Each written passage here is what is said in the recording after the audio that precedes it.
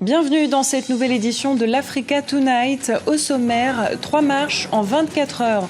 L'opposition béninoise se mobilise pour réclamer l'organisation des élections communales, municipales et locales. Les retards dans la mise à jour de la liste électorale permanente informatisée sont mis en cause.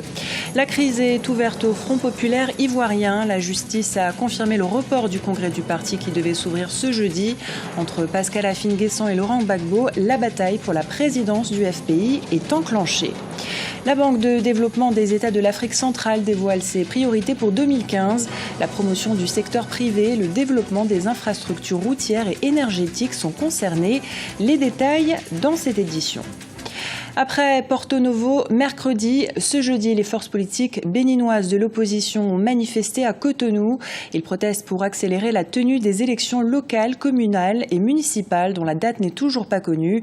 La mise à disposition de la liste électorale permanente et informatisée se fait toujours attendre. Reportage de notre correspondante au Bénin, Chiraliao Tawema. 2 manifestations politiques des causes différentes. Membres de l'opposition et de la majorité présidentielle ont battu le macadam ce jeudi 11 décembre dans la capitale économique du Bénin.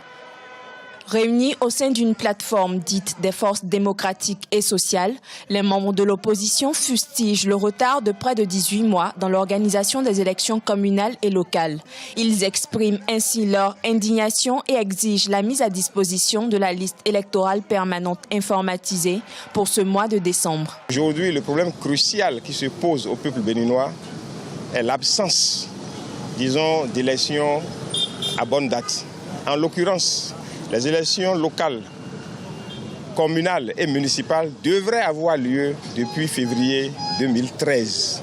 Si les forces politiques de l'opposition et les forces sociales aujourd'hui estiment nécessaire de s'associer, c'est pour faire pression pour que, à la fin de cette année 2014, que cette liste électorale soit disponible. À l'autre bout de la ville, les membres de la majorité tiennent un tout autre discours. Le but de cette marche est de saluer les actions du chef de l'État, Boni Yayi, afin de promouvoir la démocratie béninoise.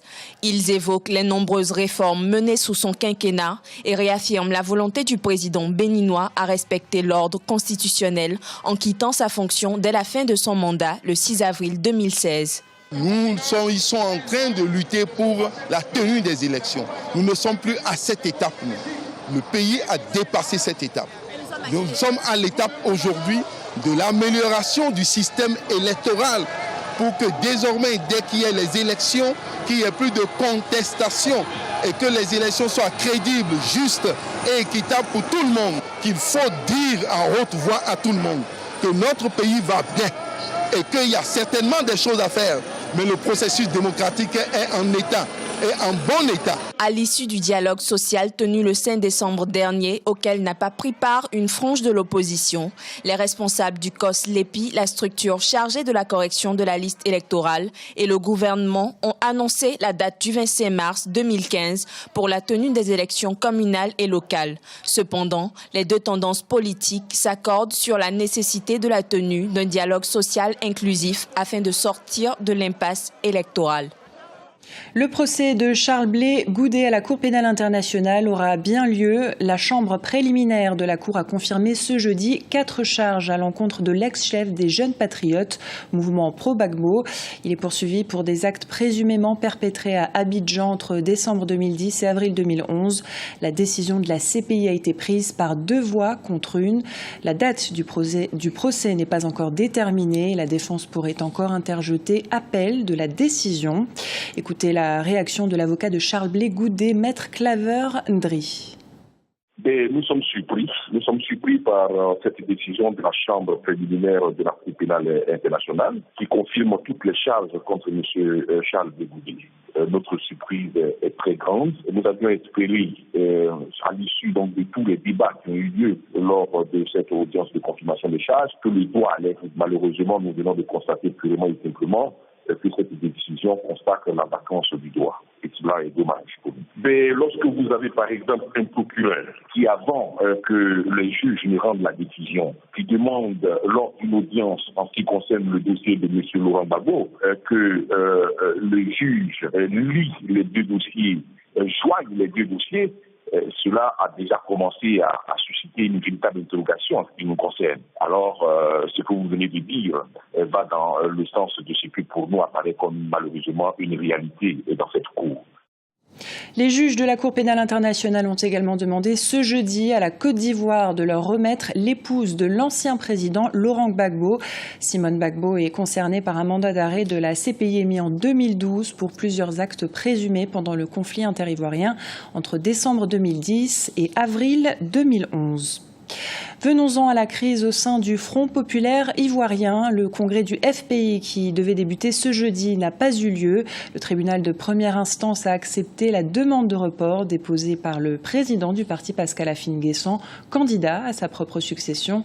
Face à lui, l'ancien président Laurent Gbagbo, détenu à La Haye, est candidat. La bataille pour la présidence du FPI est bien enclenchée. Marina Vanier.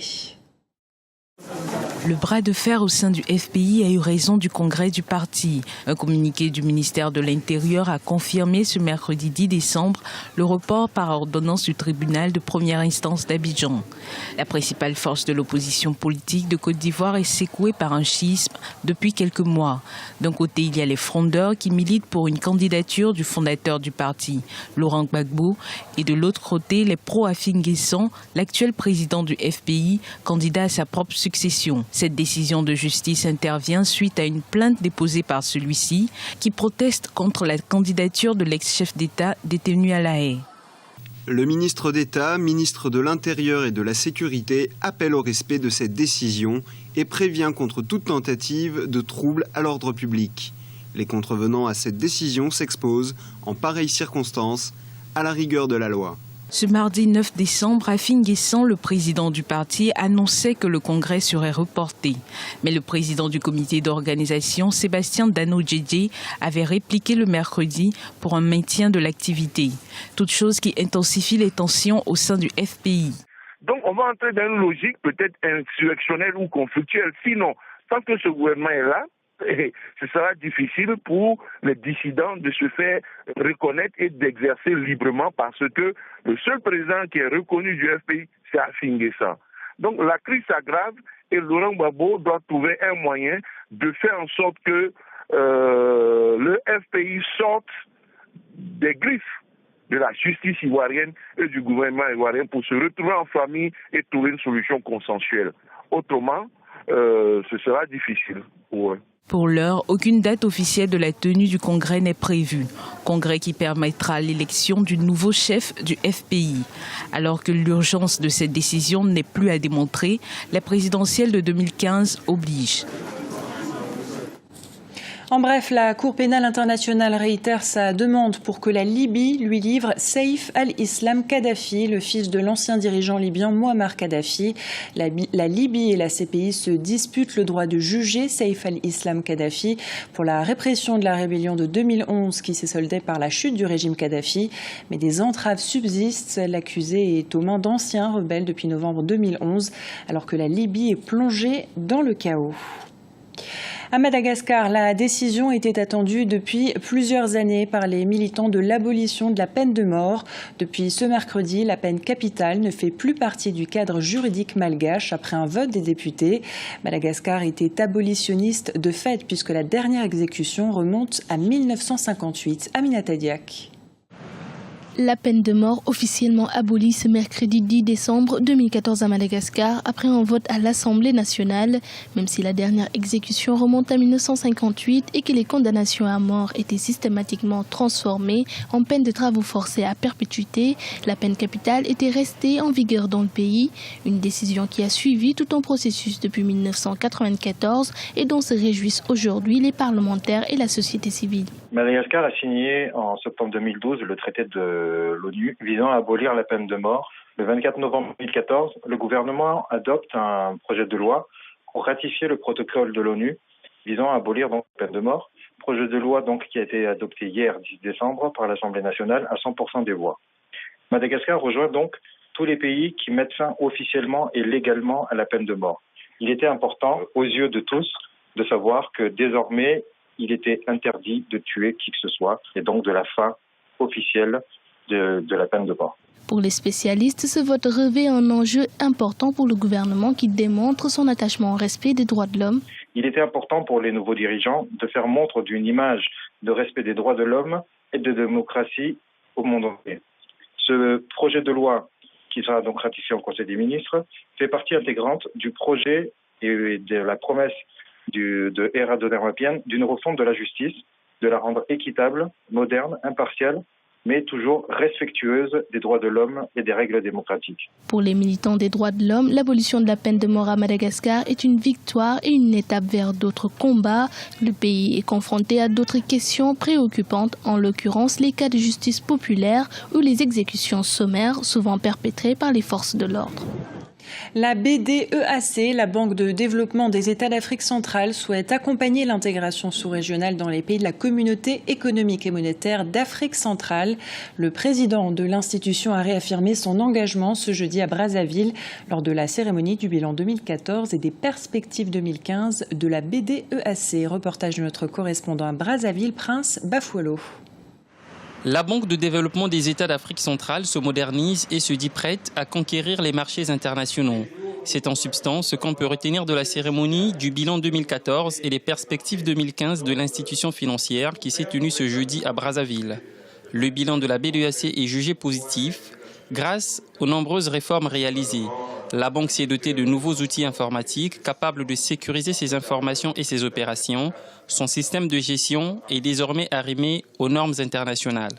Le déploiement des outils au sein de la banque témoigne de sa volonté de réformer, avec l'appui de ses partenaires extérieurs, tous les compartiments de son fonctionnement, allant de la gouvernance aux politiques de gestion des risques bancaires, en passant par le changement du référentiel comptable et la réingénierie du cycle de projet. Pour les prochaines années, beaucoup reste à faire. Selon le plan stratégique 2013-2017, l'objectif d'engagement de l'exercice 2015 est de 190 milliards de francs CFA.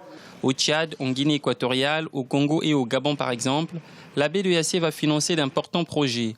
Ils vont de l'agriculture à l'énergie, en passant par l'agroalimentaire. Les engagements projetés relèveront des secteurs prioritaires du plan, à savoir les infrastructures et la promotion du secteur privé, et seront pris dans le respect de la politique de financement en vigueur, fondée sur le partage des risques avec d'autres partenaires financiers. L'institution s'engage à investir dans des projets structurants pour améliorer le climat des affaires dans l'espace CEMAC.